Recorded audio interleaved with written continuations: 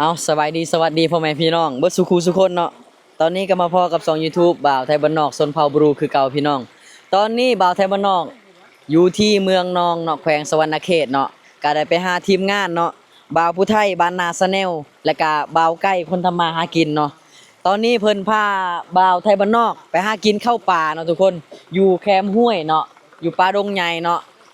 ป่าดงใหญ่แคมป์บ้านนี่แหละทุกคนเนาะเพิ่นว่าไปกินข้าวป่าได้บรรยากาศหลายเนาะมื้อนี้ ก็มากันหลายคนเนาะบ่าวน้อมพามวลแล้วก็บ่าวพรนอนหน้า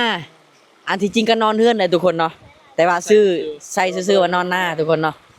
ตอนนี้เพิ่นมีผู้สาว2คนเนาะเป็นนางเอกของเพิ่นเนาะที่เพิ่นเคยมาถ่ายเนาะทุกคนกำลังแต่งกินเนาะกำลังคั่วปลาเนาะสิปิ้งประมาณนี้เลยทุกคนอีกผู้หนึงไปปิ้งปลาเลยทุกคนเดี๋ยวเฮาไปทักทายแล้วก็ล้มกับผู้สาวนำกันเด้อทุกคนเด้อไปทุกคนไปนำกัน เดี๋ยวเรามาถามผู้สาวเนาะเพิ่นกำลังปิ้งปลาเนาะนี่เราปิ้งปลาทุกคนโอ้ฮ้อนหลายบ่ฮ้อนบ่ฮ้อนอ่านี่เนาะอันนี้คือผู้สาวเผาบรูบังกองเนาะทุกคนเนาะโอ้สาวยังก็ลืมชื่อตลอดเว้ยสื่อลสาวลำเนาะมีผู้บ่าวแล้วบ่สาวลำำบ่มีโอ้ตอนนี้บ่าวแถวบ้านนอกเนาะมาลิ้นเฮือนเพิ่นหรือว่าบ้านเพิ่นเนาะเพิ่นพาไปกินข้าวปลาเนาะกินอยู่เฮือนเป็นจังไดบ่ได้บรรยากาศบ่บ่ฮู้เป็นได้บ่ฮู้ เป็นได้กินอยู่เฮือนบ่แซ่บติบ่แซ่บบ่แซ่บต้องได้กินข้าวปลาแม่นบ่อ๋อเฮ็ดหยังสิกินมื้อนี้ปิ้งปลาบ่ปิ้งปลาตำบักหุ่งปิ้งปลาตำหมูหุงพี่น้องเนาะสุดเนาะอันนี้คือสาวเผาบรูมังกรยังโสดเด้อทุกคนเดี๋ยวเราปิ้งปลามาเบิ่งกันนี่นะโอ้แซ่บๆเนาะอันนี้คือปลาทูเนาะทุกคนเนาะ บ่แม่นปลาธรรมชาติเด้อทุกคนเด้อเพราะว่าปลาธรรมชาติมื้อนี้บ่ได้เอาสอนมาก็เลยบ่ได้เอาวิ่งมาก็เลยซื้อปลาจากทะเลเนาะมาปิ้งเนาะทุกคนเนาะอันนี้คือธรรมชาติน้ำห้วยบ้านเพิ่นเนาะโคตรได้บรรยากาศเลยนี่เนาะพี่น้องชีวิตประจำวันของยูทูบเบอร์เนาะบ่าวไก่คนทำมาหากินเนาะเป็นจังได๋ความรู้สึกตอนนี้กินข้าวปลากับผู้สาวก็แซ่บพี่น้องเอ้ยกินอยู่เฮือนบ่แซ่บปานใดก็เลยมากินข้าวอยู่ป่าแม่นบ่กินข้าวอยู่ป่ากินฮอดปลาเว้ยคันบ่มีผู้สาวก็บ่แซ่บคือเก่าแม่นบ่แม่น อ่าสีสันทักทายเนาะอันนี้คือยูทูบเบอร์จากเมืองจำพรเด้อพี่น้องเด้อถ้าใครอยากเบิ่งคลิปลาวแบบผู้บ่าวจีบสาวเนาะก็ฝากไปเบิ่งช่องบ่าวน้อมพามวลได้เนาะตอนนี้ลาวกำลังสิตำบักหุ่งเนาะหรือว่าพักบักหุ่งซอยผู้สาวเนาะสบายดีบ่น้อมสบายดีโอ้สบายดีเป็นจังได๋เห็นผู้สาวเมืองนอกงามบ่งามมักอยู่ว่าผู้สาวเมืองนอกนี่มากแต่งเลยบ่บ่แต่ง บ่แต่งได้มักบ่แต่งมักจังได๋คือบ่แต่งยังครับบ่ถูกใจแต่งบ่ได้แต่งบ่ได้เขาบ่มักเฮาเนาะแม่นเสียปรับบักซิดพี่น้องเบิ่งเนาะเรากำลังผักมังหุงเนาะแซ่บๆเลยมื้อนี้สบายดีบ่าวผู้ไทยสบายดีเด้อพ่อพี่น้อง FC บ่าวลาเอกเนาะหรือว่าบ่าวไทยบ้านนอกพี่น้องเอ้ยมากินตำส้มกับผู้สาวเด้อพี่น้องนางเอกเพิ่นมีแต่ผู้งามๆเนาะพี่น้องเนาะงามอายุ17 18เนาะผู้กีฬาก็มีเจ้าคือมักทายแต่เด็กน้อยอายุ17 18อ้าวก็เพื่อ FC เด้เพื่อ FC มักหาทายแต่ยาอ่อนเนาะแม่นไม่กีฬาโอ้ยนี่พี่น้องคนหล่อนะพี่น้องไปใส่กับผู้สาวฮู้จักไปใส่กับผู้สาวถามหาเนาะบ่รอพ่อกระเทินพี่น้องเอ้ยรอพ่อกระเทินโอ้คันซ้ำบ่าวผู้ไทยบ่รอได้หาคนรอยากซ้ำนี่บ่รอจักสิหาใช้เด็ดนะจักหาใช้ใดพี่น้องยังบ่มีเมียหาเมียให้นะพี่น้องเอ้ยอ๋อตายแล้วบัดนี้เอาสบายดีเนาะสบายดีพี่สบายดีทุกสบายดี MC บ่าวบ้านนอกลาเอกคือมาแต่ไกลแท้เนาะมื้อนี้เนาะจากลักก็มาจากจำพรมาสู่เมืองนอกนี่300ปลาย300ปลาย300ปลายกว่ากิโลเพื่ออยากชิมฝีมือกับข้าวของสาวเมืองนองแม่นติดใจผู้สาวเมืองนองชนเผ่าบางกองที่หลัก ที่มักในชนเผ่าสาวเผ่ามุกองนี่มักจุดใดแบบใด แม็กแบบว่าผู้สาวเป็นผู้สาวแบบธรรมชาติเนาะแบบงามแบบธรรมชาติแล้วก็แบบดุมันนะเป็นคนหูจักแบบแบบรักเฮ็ดเวียกนะก็เลยรู้สึกว่ามักผู้สาวเขตนี่นะ อ๋อแล้วก็สาวแถวนี้เป็นคนกันเองเนาะ แม่นเป็นคนบ่ยิงว่าสิซะ บ่ยิงบ่คุยเนาะ จักสิยิงหม่องใดเพิ่นว่านะ อ๋อถ้าสมมุติว่าเฮามาแถวนี้น่ะบ่มีเฮือนพี่เฮือนน้องเฮาก็สามารถมากินข้าวเพิ่นได้เพิ่นก็จะเอิ้นเนาะ แม่นเพิ่นสิเอิ้นเฮาเราได้ว่าอ้ายกินข้าวแล้วบ่หั่นนะเขาจะสิแต่งข้าวมันอย่างน้อยก็มีผักลวกผักจ้ำแจ่วก็ก็อย่างน้อยก็ยังว่าเป็นน้ำใจของเพิ่นหั่นนะถึงว่าสิบ่มีอาหารเลิศเลอเพอร์เฟกต์ว่าไปปูปลาบ่มีสิ้นมีปลามีอันนั้นนะก็อย่างน้อยก็ยังเพิ่นก็ยังเนี่ยก็คือมีน้ำใจให้เฮาอ่ะนะ และการมันเป็นประเพณีของหมู่บ้านเขาเจ้าเนาะ แม่น โอ้ถือว่าดีหลายเนาะ แม่นดี โอเคทุกคน สำหรับผู้ใด อ่า อยากมาเที่ยวเนาะอยากมาเที่ยวอยากมาเบิ่งวิถีชีวิตของพี่น้องชนเผ่าทั้งนี้ชนเผ่าทั้งชนบทนี่ก็อย่าลืมทักมาหรือว่าติดต่อมาทางบ่าวลาเอ็กหรือว่าไทยบ้านนอก หรือว่าบ่าวพรนอนหน้า แม่นบ่าวพอนอนยนต์อยู่หน้าก็ได้ทุกคนปาด สบายดีสาวสุก เกลือหน่อยนึง อันนี้ก่อนมาพี่ก่อนสบายดีสาวสุก สบายดี อ๋อตอนนี้สิตำบักหุ่งบ่สุกิน แมน โอ้สาวสุกนี่ผู้งามอีหลีเนาะ บ่ใครขี้ไล่บ่งาม ซ้ำนี่น่ะมีผู้บ่าวลมระบองคือสิมีผู้บ่าวลมลายเนาะบ่ได้มีเลือกลายบ่ บ่ โอ้ถามแท้อันผู้สาวแถวบ้านนอกบ้านนาเฮาอายุสำนองนี่เท่าใด18บ่ 18 19 18 19เนาะ แสดงว่า19 หาผู้บ่าวยากบ่ซำนี่ บ้านบ่วง บ่อย่าพาหาผู้บ่าวยากบ่ซำนี่หาแฟนยากเลยบ่ เนี่ย ผู้บ่าวจะบ่มาล่มแม่นบ่ผู้บ่าวแถวนี้เขามักล่มอายุ14 15แม่นบ่ แม โอ้ น ซำนี่ถือว่าหาแฟนยากเนาะ แม่น อยู่18 19บ่ได้ให้ว่าบ่มีเลยเป็นบ่ ถ้าอายุ18 19นี่ผู้บ่าวแถวนี้เขาสิเอิ้นว่าผู้สาวเฒ่าติโอ้ยพี่น้องเป็นจังซั่นแหละเนาะทุกคนเนาะเฒ่ามองใดว่าไสเอามาเบิ่งดูเฒ่าอยู่ไสแน่ ก็เท่าแล้วแหละ คิดไปเองติเนาะ บ่ น้องคิดไปเองว่าเฒ่าแต่แท้กำลังเป็นสาว แมน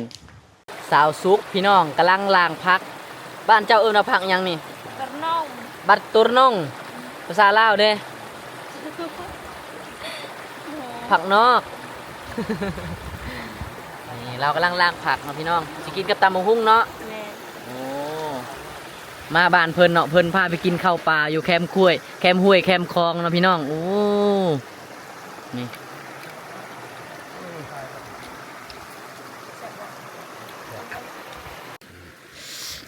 ของกินของอย่างแล้วเด้อพี่น้อง ขอพรคือนั่งไกลบ่ ปลา สาว หลายคนข้างนอกมัน มากินข้าวน้ำแน่ เอิ้นบ่ได้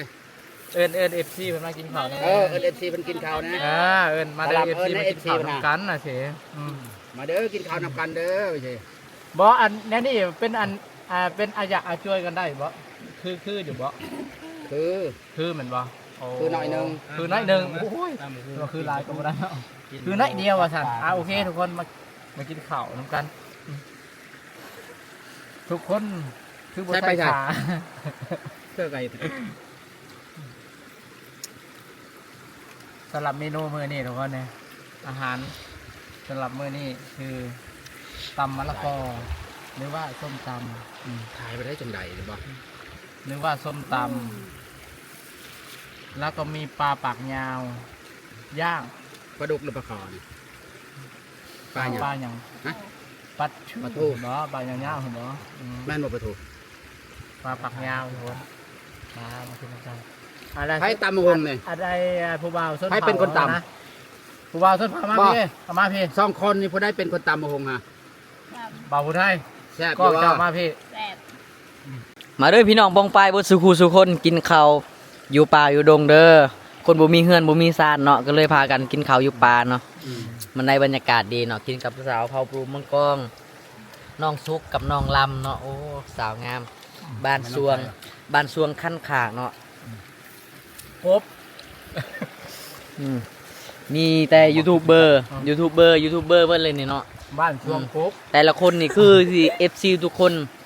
ผู้ใดที่เบิ่งในนี้คือสิเบิ่งแต่ละคนนี่คุ้นหน้าคุ้นตาเนาะในช่อง YouTube แอปแดงเนาะทุกคนเนาะนี่แห่งคุ้นเคยเลยทุกคนเนาะ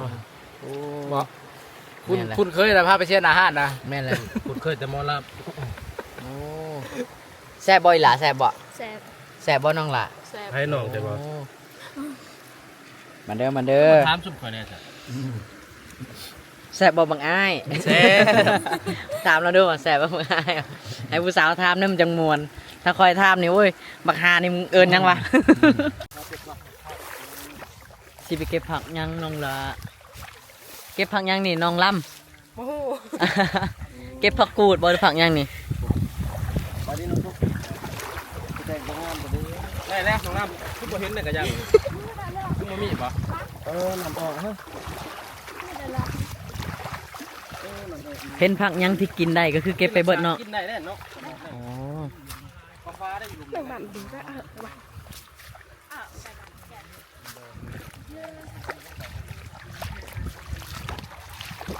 ข้าวอีหยังเอออันนั้นแล้ว สาวเผาบรูพาไปเก็บผักทุกคนเอ้ย ลงกระดาษสื่อข้างคิดของเราทุกคนนะสื่อเพราะว่าปลาตาต้นเขา โอ้หาอยู่หากินเนาะตามวิถีชีวิตสาวบ้านป่าเลยทุกคน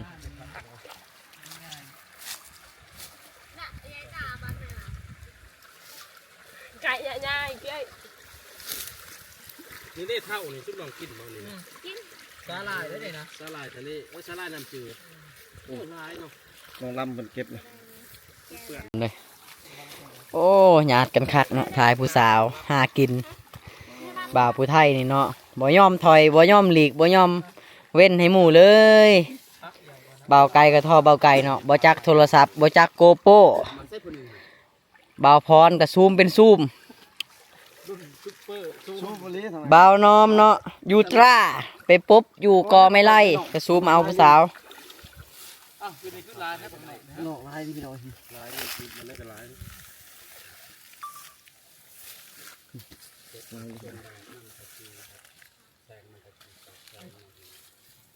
แม่ละพวกมีแฟนมาประวัติ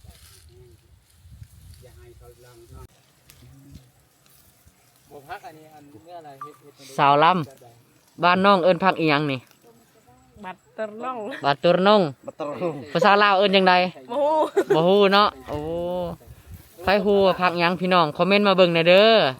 ต้น น้องเพิ่นกำลังเก็บอยู่เนาะ ไอ้หนึ่งว่าพักอันนี้มันกินบ่ได้ กินกับตำมะเขือกินกับแจ่ว กินกับแจ่วบ่ คือแถวแคมบ้านคือ อ๋อ มีหลาย ผักกุยอนกับผักนอกพี่น้อง บ่ได้มาเก็บ ลายแท้เนาะแถวนี้เนาะ อะไร กุยอน บ่ได้มาเก็บฮอดที่บ่พักนี่นะ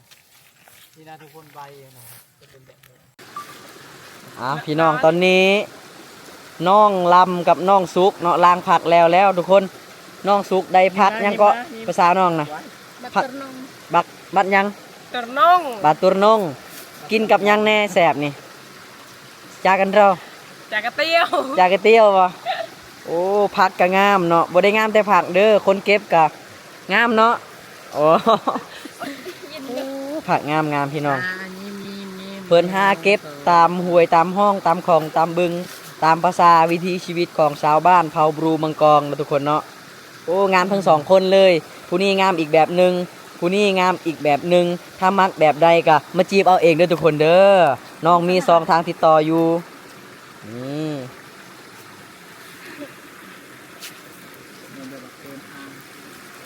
ตอนนี้น้องเพิ่นสีเมือแต่งกินสู่พี่น้องกินเนาะ